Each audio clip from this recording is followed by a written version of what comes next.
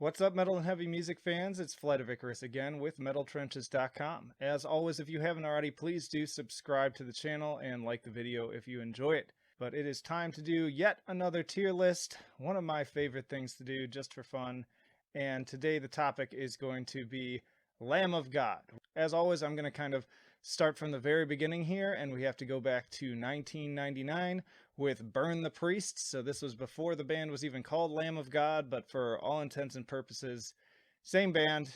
And I gotta say, it's pretty decent. They reissued it on Epic in 2005, but I actually picked it up before then because I got into them enough that as we would back in the day, I'd sort of explore their history and find out anything I could about earlier music, and so I managed to snag this. But it's a solid outing. I quite enjoy it. There are some high points on here, like Bloodletting, Dimera, and Suffering Bastard in particular. And so for those reasons, I'm going to keep that one kind of short and go ahead and put it at C. All right, moving along, we've got 2000s New American Gospel. This is kind of like sort of the first Lamb of God album in true form. First one with their actual moniker that they still have now, but still with this really raw and gritty production that I kind of enjoy about it. Like, it just gives it this extra edge. It feels a lot more kind of extreme and death metal as compared to some of their later stuff that came out. Randy's commented on this album as being kind of dissatisfied with the overall sound of it, and that, if I recall, they were like mostly drunk throughout the recording process and didn't really give it their all. But that said, it almost makes it more impressive to me because it's really solid.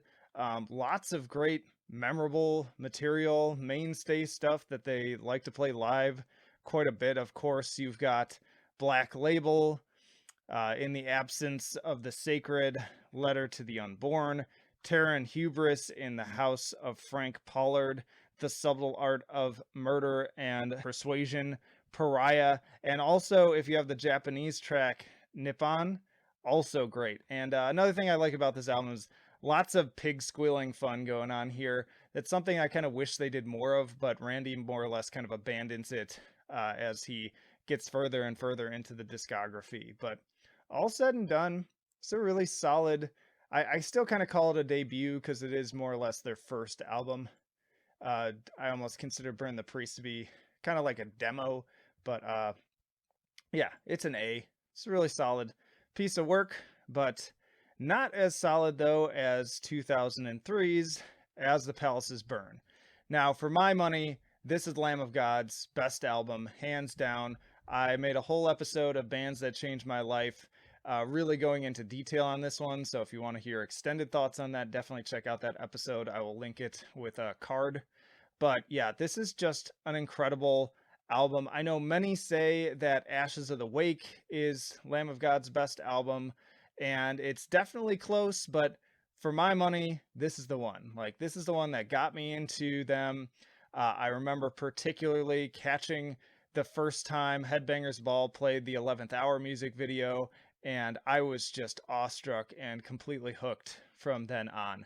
And it's kind of funny because this album had a pretty famously nightmarish production and recording process, as documented by the band, and also Devin Townsend, who is not shy about sharing his thoughts about how horrific it was to work with this. I think they even like lost the masters at some point, and then they were kind of working off of like secondhand recordings, and the whole sound got destroyed in his mind. But honestly, for me, I love the sound of this album. It was like one of those happy accidents where, despite all the ridiculous things that happened, the result is just this very special album, not only in the band's discography, but I think just for the entire decade of the 2000s.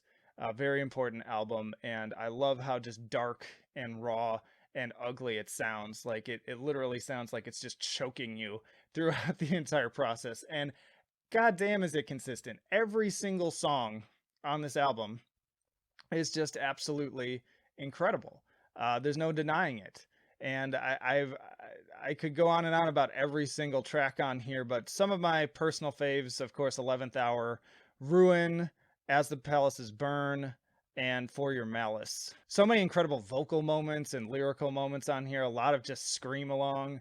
Just I have so many fond memories of driving around when I was kind of first having my driver's license and just blasting this in the I'd say CD player, but we didn't even have one. We still had a cassette player. We had the little adapter that connected to the Discman, and we would blast it that way and just have a grand old time. So for all those reasons, S tier for sure with As the Palaces Burn.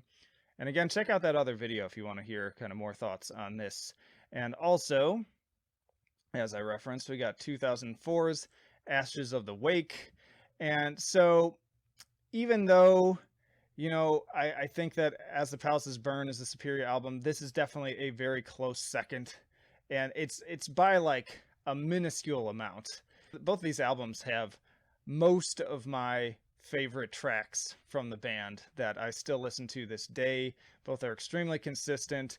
This one's a little bit different sounding though, notably much cleaner production on this one. Kind of that's going to be a trend sort of moving forward with all the future albums, that much more modern, polished approach, which on this album I think really works well. I have kind of misgivings about it on some of the other material.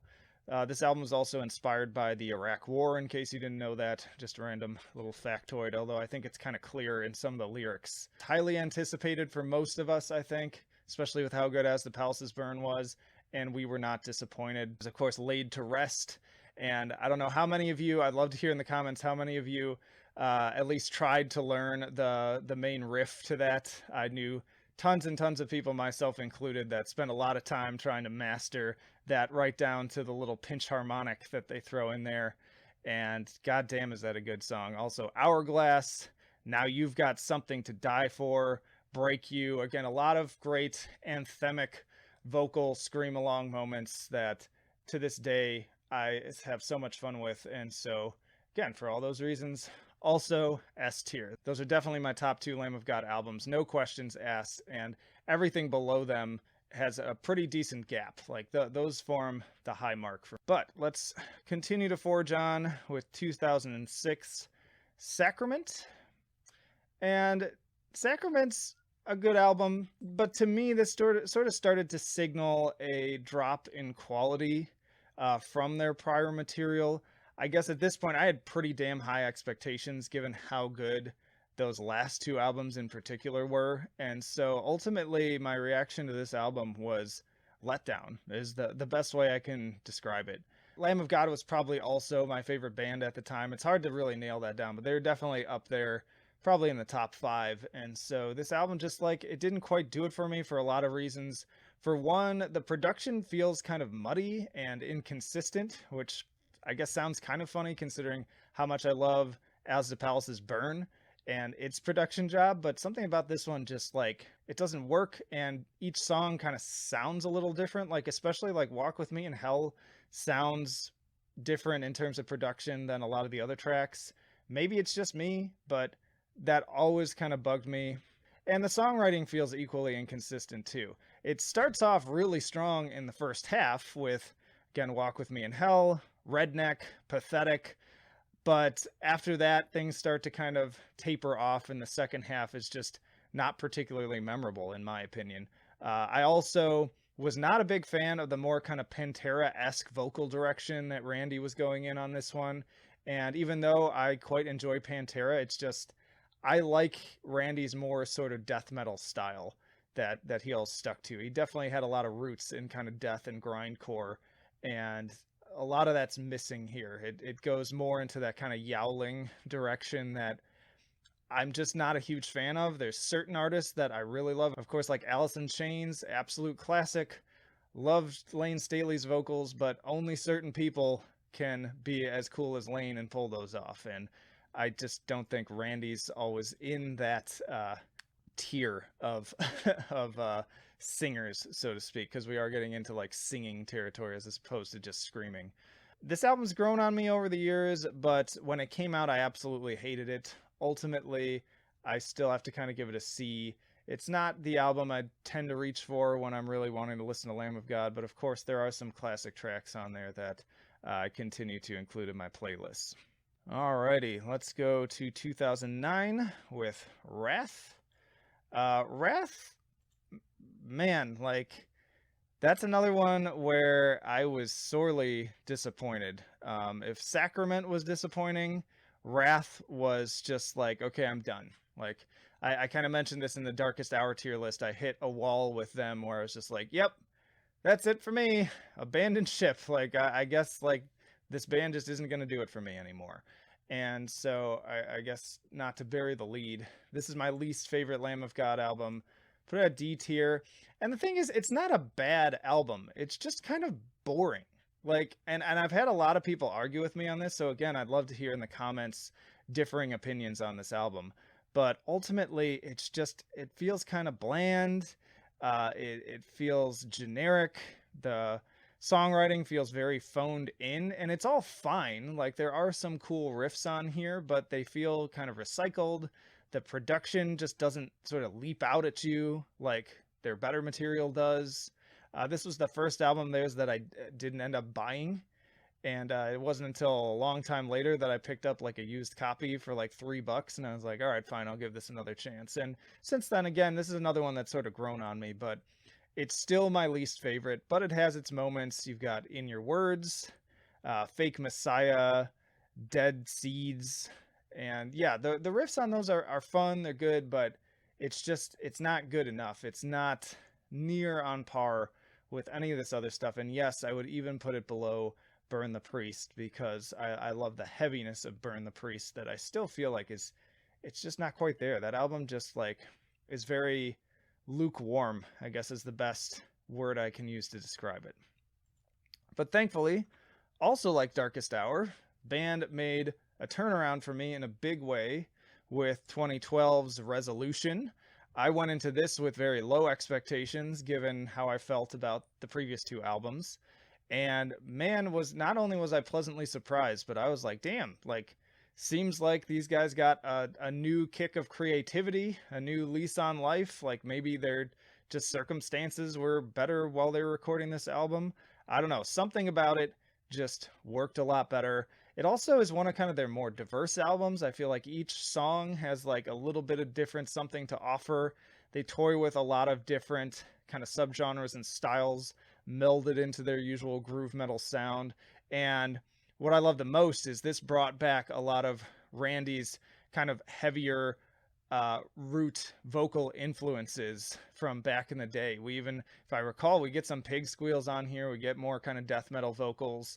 And then even when he does shift into, again, those kind of Yowli Pantera-esque vocals, I feel like they're done better here. He kind of matured into it and figured out a way to just like roll it into the songwriting in a way that felt less distracting and more natural.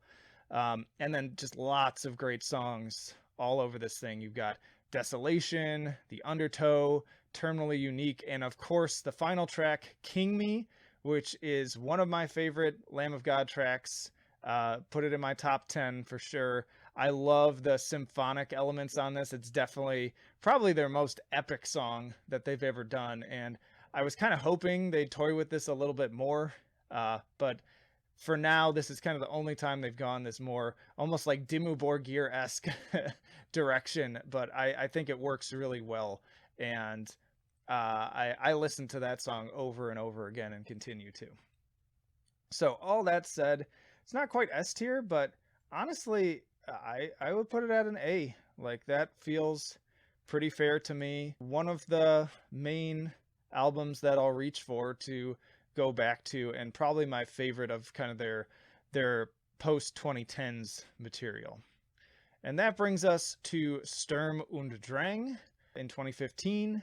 And this was another good album. Like I really enjoyed it when it came out, pleasantly surprised, but it is much more inconsistent, I would say, especially in comparison to Resolution. It's kind of like Sacrament in that way, although I feel like the high points on this album are higher even than Sacrament's, but the low points are still good, but they're just kind of still kind of meh. So in particular, high points like Still Echoes, Erase This, and Anthropoid is possibly one of, if not the heaviest track the band's ever written. Like some of the vocals and riffs on that, when he gets in that like just you hear his vocal cords just restricted and just barely screeching through this. It's a very throaty vocal part, and god damn, I bang my head to that every time, and it is so fantastic. So lots of good stuff. But then on the flip side, I do not like Overlord. I know there were a lot of mixed opinions on that, and maybe Randy will one day figure out a way to make his singing kind of work better in the future and sort of just meld into their songwriting a little bit better, but not here. Like, it's not the fact that he's singing, it's the fact that I just don't think he's singing particular well. Sorry, Randy, and I just don't enjoy the song. Like, I just don't think it's a very good song. So I'll be interested to see what they do with that in the future. If they kind of hone their craft around that and get better at it, then perfectly fine. But ultimately, it's his harsh vocals, and especially the like really vicious death metal inspired vocals that I come to Randy for, and consider him one of the best for that, with some of the diversity. And I appreciate too, like, I respect that he continues to try to do new things and bring new ideas into the fold and make sure things don't get boring. Ultimately, because of the high points, they kind of offset the lower points, and ultimately enough so for me to give this a B. And I feel pretty good about that one too. I spun this thing quite a bit, but I do often kind of mostly play the first half and Anthropoid and then kind of like skip over a lot of other stuff. The final track's really good too, but yeah, good stuff. And so that brings us up to now, and it's kind of crazy to think that Sturm und Drang came out. But yeah, I think I'm going to cap things off there. Also, my laptop battery's about to die. So yeah, those are my thoughts. And again, I'm really interested to hear down in the comments what you all think about all of these albums. How would you rank them? I will leave the link to this actual template so that you all can actually make your own and link it. But gone on long enough. This is Flight of Icarus signing off. I will see you in the trenches.